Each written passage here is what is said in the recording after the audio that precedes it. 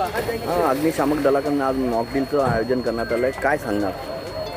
माननीय आयुक्त साहेब यांनी गेल्या आठवड्यामध्ये आम्हाला मान्सूनपूर्व तयारीबाबत मॉकड्रिल घेण्यासाठी निर्देश दिले होते। त्या अनुषंगाने आज दिनांक आज 27 तारखेला आमच्याकडे मॉकड्रिल आयोजित करण्यात आलेली आहे। या मॉकड्रिलच्या अनुषंगाने आम्ही बचाव कार्य कसं करतो, मान्सूनमध्ये फ्लडमध्ये किंवा ज्या ठिकाणी पूरपरिस्थिती निर्माण होते त्या ठिकाणी आम्ही बचाव कार्य करून नागरिकांची सुखरूप सुटका करतो, याबाबत आम्ही आज मॉकड्रिल आयोजित केली होती।